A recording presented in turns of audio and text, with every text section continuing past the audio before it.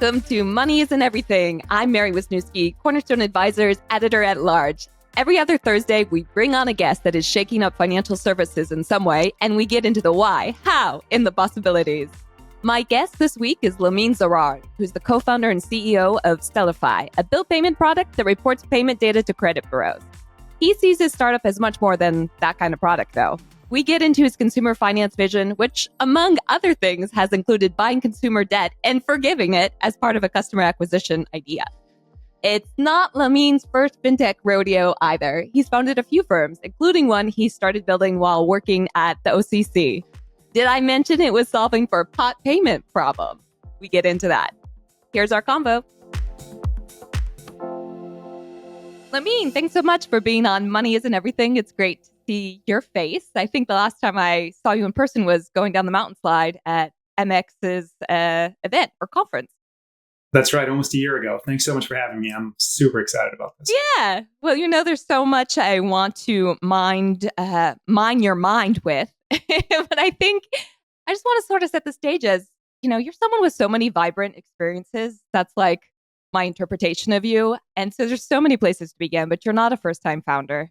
So I sort of want to start at what feels like it might have been a really wild moment for you when you were, working as a federal regulator. And you had a side thing going on when you were building a startup that was focused on pot payments. And add to that tension, you were like in DealBook. And I believe the story was by Nathaniel Popper, who's such a killer. So let's start there. What walk me to that moment of time when you were, I don't know, masquerading as a startup person, but also, working at a federal regulator, bank one, nonetheless. That's right. Living that double agent life. Yeah. You're going to get me in trouble all these years later. That's funny. Well, let's talk about it. It was a fascinating time. And honestly, at the time, I was scared. I was so afraid because I kind of came up in a conventional, sort of a traditional world, right, of finance, part of that military, grad school and all those things. I did things like many immigrants, what I thought was the right thing to do to advance my career. But I was always very entrepreneurial. I was never happy anywhere, in any organization unless I was free and always had these ideas. And so when I was at Treasury, we were supervising 36 national chartered banks. And a lot of them were, banks in states like Colorado and California and Oregon. And they're all asking at the time for permission to serve their communities and specifically, cannabis businesses, because they knew that this is not going away. States passed all of these laws that it's cash heavy economy. And there's a business opportunity for them. Two, they did want to serve the community by cleaning it up, right? So like you take the cash out of the equation, you have accountability, you have transparency, you reduce crime, you reduce sort of targeted opportunities. Like in California, we're talking Division of Banking. They were freaking out because dispensaries kept getting robbed.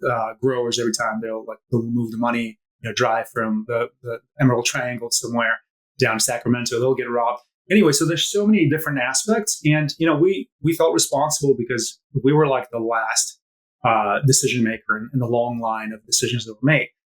And so my bosses at the time were working pretty closely with Financial Crimes Enforcement Network, the infamous FinCEN, in trying to figure out what to do. And then developed this guidance that was referred to as the FinCEN guidance. It was, I think, 24 bullet points of things that the banks should do in order to serve the cannabis industry. And it was really mostly surveillance. Like you have to surveil every transaction. You have to know exactly where the money comes from. It was kind of distillation of some of the more gruesome BSA requirements put into like this, supercharged version of like, you now have to become CIA or NSA rather. and anyway, and so I was there and I was thinking, man, I know these banks, they don't have the resources. I chatted with like their, head of technology folks, and they were tellers once, and no disrespect, very smart people, but this is not the stuff that, they're sort of know how to do and maybe even want to do. And just felt unfair and felt like it was just unattainable. And those banks wanted to do it. So they're naturally were looking for solutions. And so I thought, I can do this. I can go build this thing. And I always wanted to do this and do something like this, right? Like create a product for the consumer, but this time, going through banks. And I had no idea where to start. Like how do you start as an entrepreneur? There's so many different stories. I think a lot of entrepreneurship stories, folks who like created some software and then it took off. I was not one of those people. I didn't have a computer science background, although, I studied advanced quantitative methods. Like I knew statistical modeling, but I had no idea like how to code something. And I didn't know how to raise money. Yeah, I watched Silicon Valley a couple of times, but that was the extent of it. I mean, didn't that train you enough? That's right. Yeah, I was prepared. I thought I was prepared. Yeah. I didn't have a network. I don't come from money. I didn't have friends with money. I was fortunate enough to go to good schools, and I built some connections. In fact, the reason I think I ended up in New York Times was because of one of those connections. One of my colleagues from school was a producer at the time, making videos at New York Times, and he's like, when I pitched him on what we were doing, he's like, you got to talk to Daniel about this. Anyway, and so certainly there was some privilege there for me that gave me access, but not in the traditional sense. I had no clue what to do with this. Anyway, and so I thought, well, let me go figure this out. Like I talk to banks all the time. I know exactly what banks want to do. Let me see if, what dispensaries want, what do suppliers want. And so I, in nights and weekends, time off, I took a lot of my leave that was sort of like pinned up. I started just to like go knock on doors, just drive up to a dispensary in Denver and talk to, folks that are across the counter and ask them for, to talk to their managers, which would freak them out. I was going to say, I mean, they must be like, who is this guy? Who is this dude? Yeah. And, it's still like very sort of, not clean cut, but kind of square at the time. Like I was, I was nicely dressed. I had a badge, right? I had this badge that made me look like an FBI, a little agent. tell. And here I am asking them, what do you do with your cash? And for most part, I got a bunch of like, get out of here. Like we don't know who you are. This just all seems shady. We don't want to talk to you. So I realized that the only way I can get them to talk, if I started to buy stuff. And I started to buy stuff. I ended up with a lot of product that I purchased over a year of interviewing people. Like I would buy things and I'd be like, hey, listen, I bought this in cash and just weird. Like you guys, you could potentially get access to banking. There are laws out there that sort of helping banks deal with dispensaries. How do you guys thinking about this? Are you thinking about implementing certain technologies to help you get this? And ears would perk up. I'm like, what are you doing? I'm like, well, I'm actually building one. And then start talking to these folks. So you're basically mystery shopping pot shops. Yeah. While working for the government. Yeah. while working for the Office of the Comptroller of the Currency. Yes. Did that feel like, did that make you nervous? Oh, I was terrified. Yeah. I was terrified. But the thing is, like, I couldn't shake this off. Like there's no other thing I could do. Mm-hmm. If I wasn't pursuing this, I wouldn't have been able to continue on with my job. Like I was possessed with this idea. Like I wasn't just interested or curious. I was absolutely like in the way that I've never been possessed by any idea before. Mm-hmm. Like it just moved me. Like I knew this was the right time. I knew I had a right skill set to do this. The probably best circumstances around me. I was like, I'll figure out everything else. Like, let me just have this idea that got to work. It absolutely has to work. Massive problem. The industry is just blowing up and it's growing. And I'm like, I can do this. Anyway, so that's how I got over my terror. Terror. You just did it. Yeah. Well, when that story hit, I guess I'm assuming this, but let me make sure. Like, I imagine that got you a lot of attention. Was it like boom growth immediately? Were you ready for that moment, or yeah? So here's the story. So I'm still an examiner. I pitch to Axel, my buddy from grad school, who just produced a very short film at New York Times about the banking problem in marijuana industry. So I was like, crap, Axel, I know him. Like, let me reach out to him. And I'm like, dude, we're solving this. We have this new technology. It's a prototype.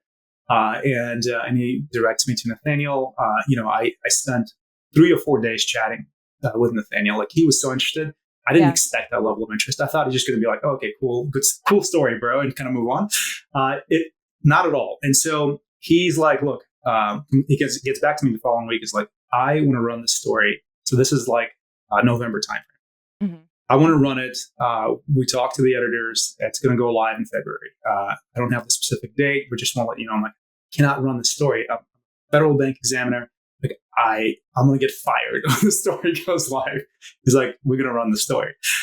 And so, I go to my boss, and I'm like, look, been doing this thing on the side. Like, there's absolutely no conflict of interest. I did not do anything to jeopardize my status, and certainly nothing to do with the OCC. I've been interviewing folks, and I think I have this product that I want to run.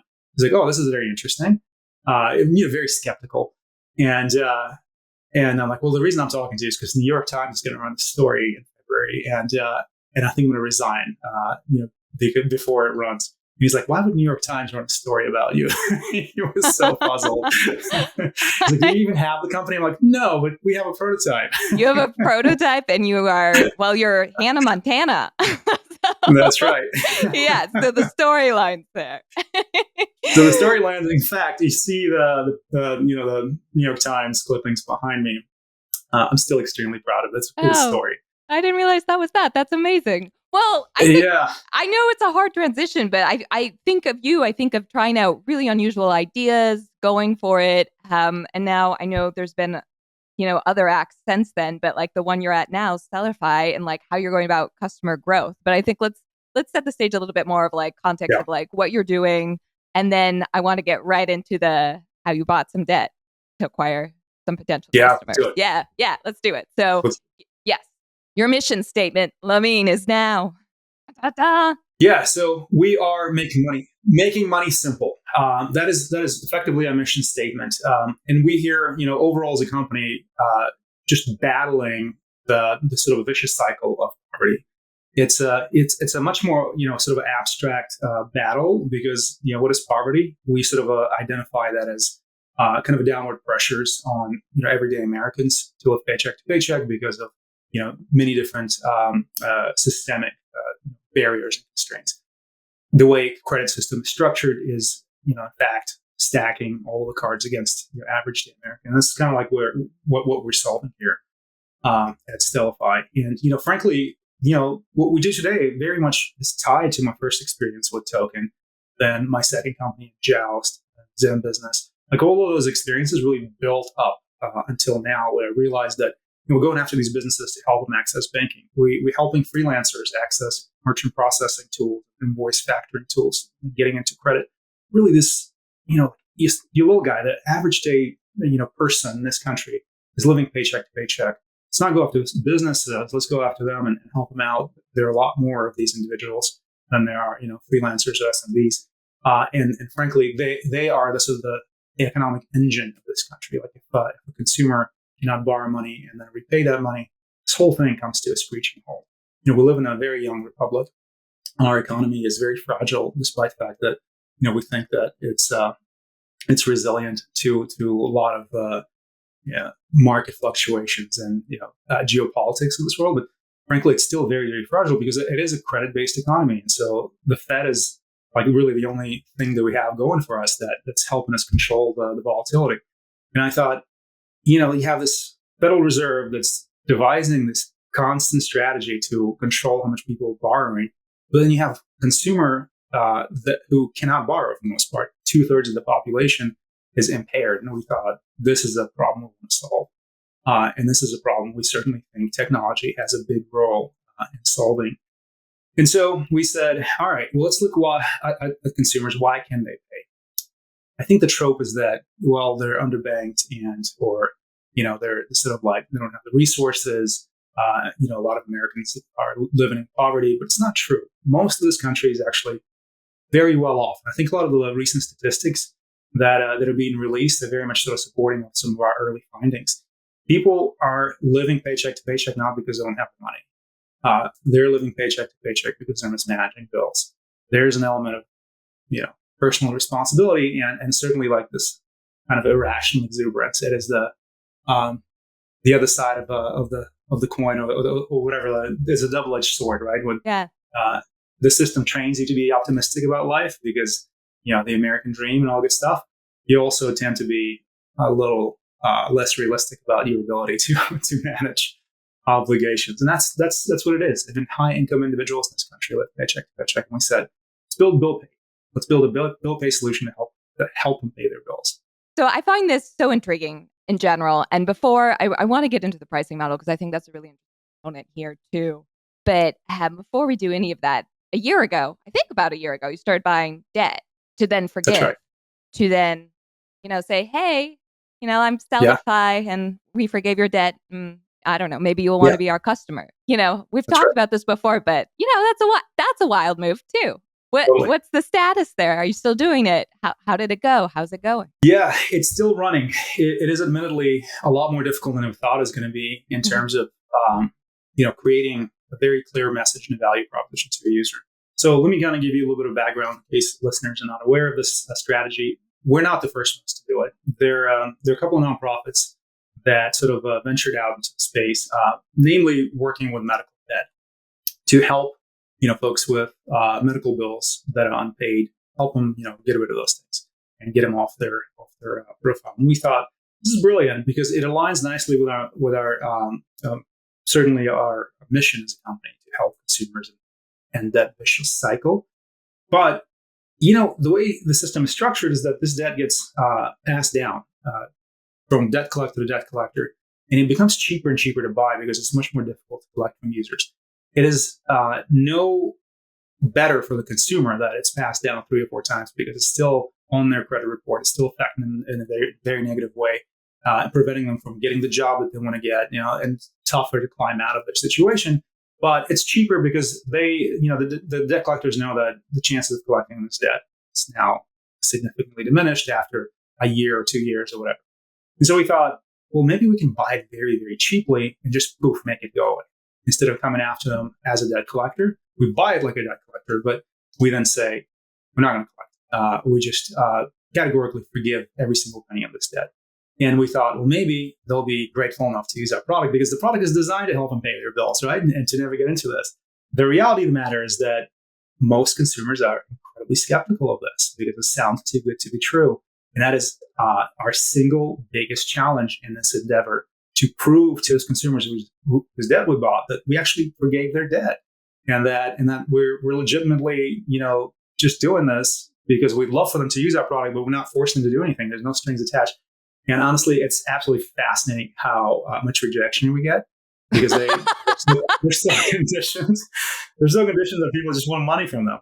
I understand this probably all too well because I don't know if we've talked about this before, but I used to run like a social media network site for debt collectors and the tech they use. And so I'm familiar with some of the tactics, at least what they did like 15 years ago, which would be like including, around Halloween, they'd send people pumpkins with the like, you owe us this money. Yeah. So it's like pretty aggressive. So to have the opposite thing happen, I can see why there would be sizable amount of skepticism. Are you finding any kind of medium working better than others, like email? Or, do people say, do they reach out to you or are they ignoring you? Yeah. So we predominantly use electronic means of communication. And what we know for a fact that print will be the best in terms of reaching out to people. People still trust print. And but we haven't gone there because it is expensive, right? We already buy the debt, and then we have to spend some additional capital. It's certainly on a roadmap. Eventually, we'll get to it. So what we do is we rely on email predominantly, and then for folks who do reach out and respond, we then engage them and try to bring them on board if they want to. Otherwise, we have a page where anyone can who heard about us, for example, through PR. PR is another channel that we've used, and then go and see if they can find their own debt if it was forgiven. That's been pretty effective as well, and it's a cool tool because it creates engagement on our page. Like, hey, see if your debt is forgiven, and then text communications and voicemail. We've tested those. We haven't really ran with those aggressively. Text is very intimate. It works well, but it's also very intrusive. So we want to be very, very careful there. And of course, voicemail is interesting too because it is inefficient, difficult to scale.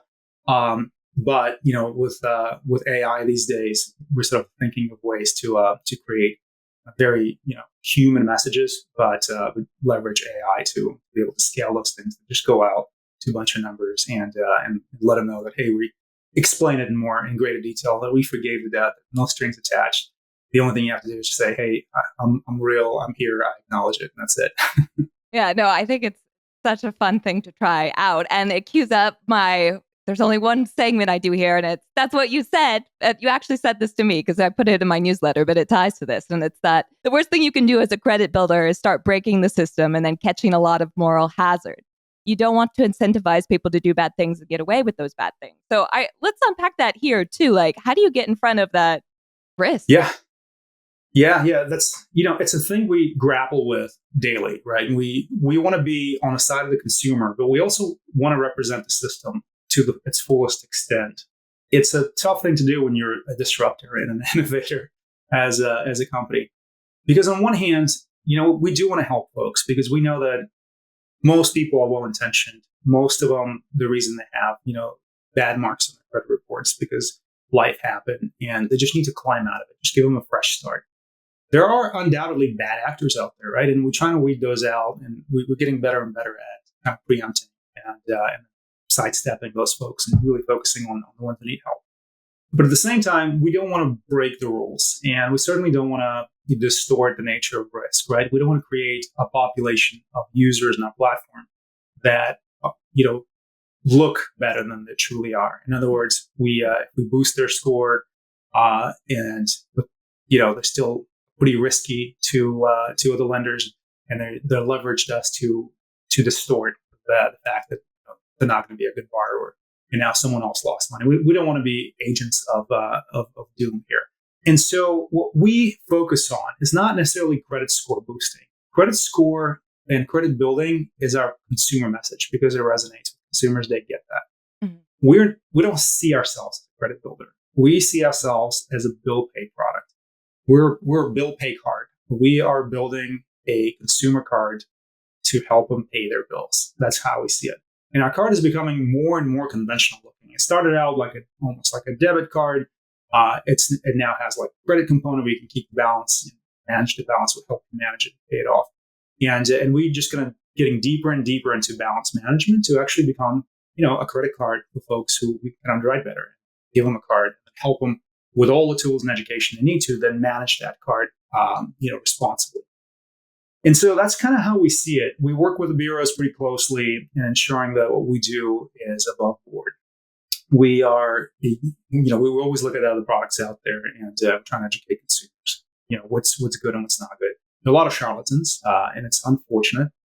Credit space is just, rife with kinds of bad actors. Everything from, credit repair scams to credit builders that just fake and just take your money, to just stuff that doesn't work well and still charges you. What we want to do is we want to make you not into someone with a higher score, but we want to make you as a user into a better borrower, into a more responsible borrower. We want to create some discipline. We see ourselves as a fitness coach or whatever you want to call it, like a trainer, where we don't just tell you, hey, this is the hack to build your six pack. We actually want to be there with you while you're doing those sit-ups and crunches. Yeah. So you can walk away with one. Yes. How many bills are people attaching on average? Yeah. So we're between 4 and 5 bills on average. Mm-hmm. And number is growing. We actually started out with 1.5 bills, and folks would attach something tiny because they would trust us. They'll link something that was trivial, and if we didn't pay it, for example, it wasn't going to affect them like Netflix. And then we noticed that as the brand started to mature, and as we develop a little more trust and partnerships as well, if we acquire users through a partner that promotes us, there's usually a trust factor. The users will link bigger bills and more important bills and more bills in general. Usually folks start with 1 or 2, and then by month 2 or 3, they'll add additional bills. And we see everything from subscriptions to the cell phone bills, telco stuff, which is sizable, right? $200, $300 bills. Yeah. To utilities and rent. I'm kind of curious. I mean, are you?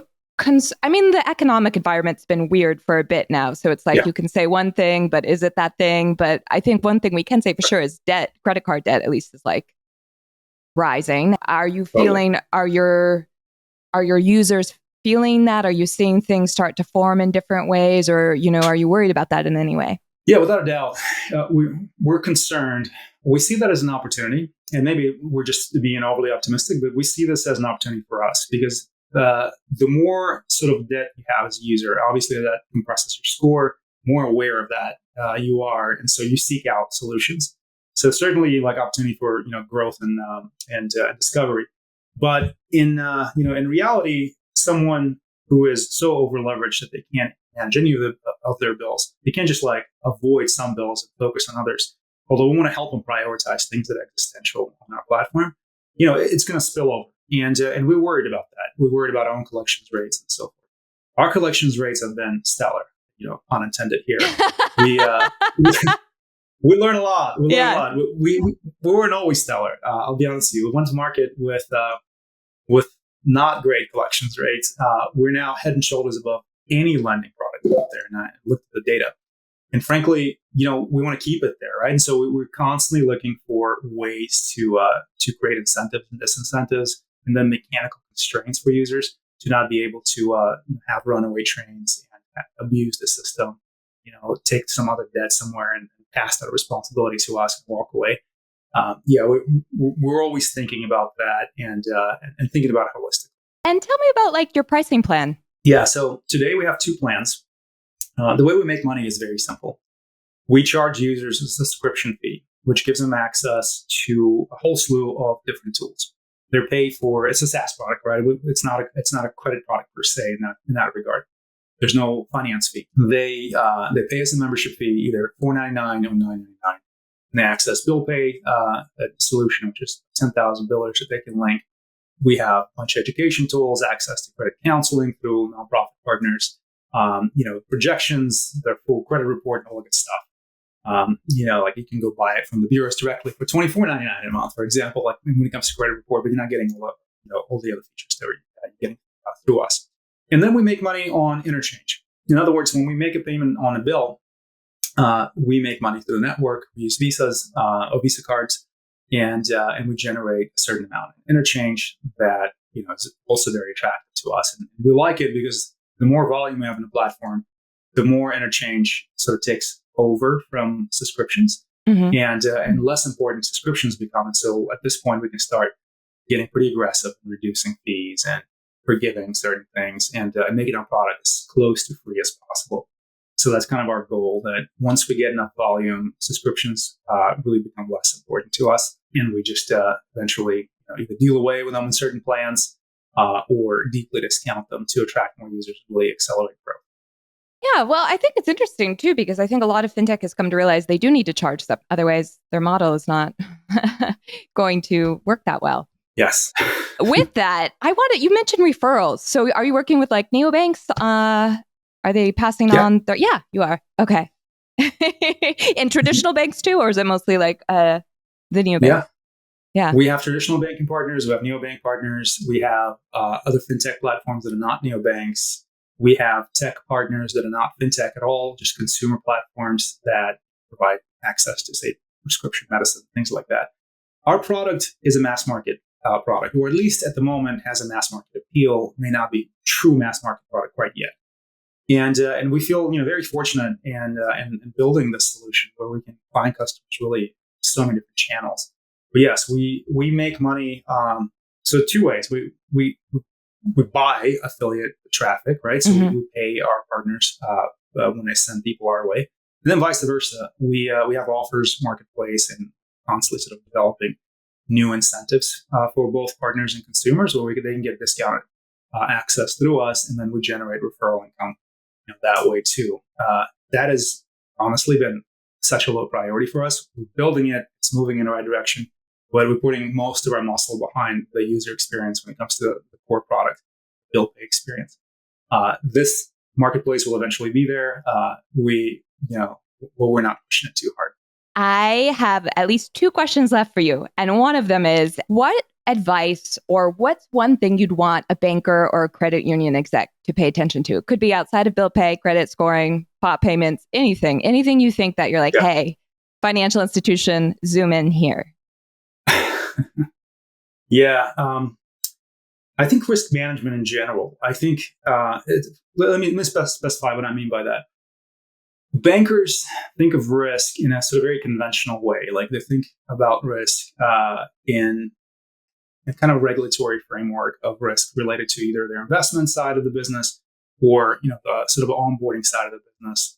What do we do with KYC and AML? To them, it's regulatory imposed requirements that they have to sort of abide. I think bankers need to be proactive, not aggressive or loose with those frameworks, but to challenge regulators and saying that, hey, this is regulatory approach should be risk based, right? Mm-hmm. And so, and my institution does something very unique. We're not like other banks because every bank is unique, and this is how we managed our risk and look at it holistically, kind of like what we do, right? We said, yes, we work with someone with an average score of 580. They're by all sort of accounts are risky individual, but we don't think they're risky not because we have a better underwriting model, because we have enough of the insight into their bank account. We think that we can collect that money from them. We also know that there's an interest for them to build credit, so that creates certain behavioral patterns.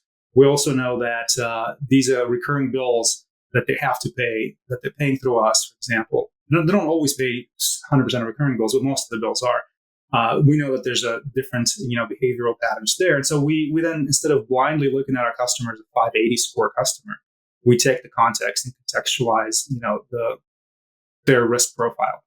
And I think that's what banks need to do. And I know that this has been talked about in banking for a very long time, but no one knows how to do that because no one wants to challenge the approach to risk management. Certainly not the compliance side of things. And I think it needs to be. I think it needs to be aggressively challenged. Well, you heard it from a former bank regulator here. And opening it up to you, how should people reach out to you, or is there anything else you want people to know? Yeah, I think folks should go to our website, StellarFi.com, StellarFi.com, and stay abreast of things. We always try and keep it updated. We're also on social media, LinkedIn, Facebook, Instagram, TikTok. We have accounts everywhere.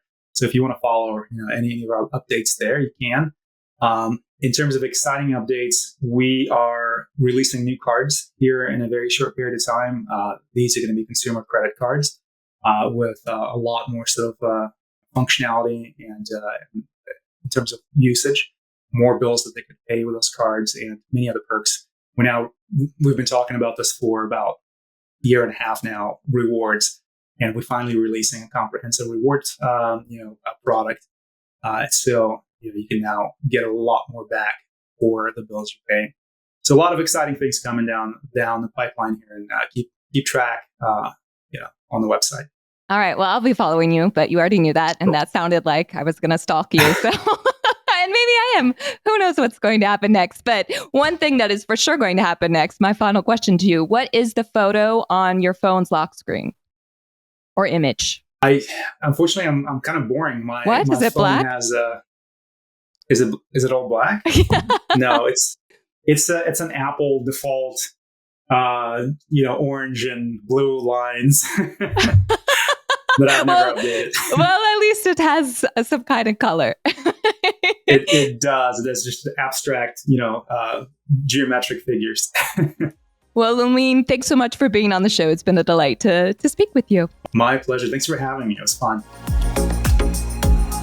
So here's what I learned. If it feels like a passion project, you just got to do it regardless of where you work. And in pursuit of customers, experiment. If you like today's episode, subscribe, because I don't want you to miss the next episode, which is in 2 weeks. We sit down with Tony Brancato, the head of product at Charlie, which is a neobank for the over 62 crowd. And we talk about pausing payments to try to reduce fraud, the movie Thelma, and whether or not our parents go to the clubs. See you then.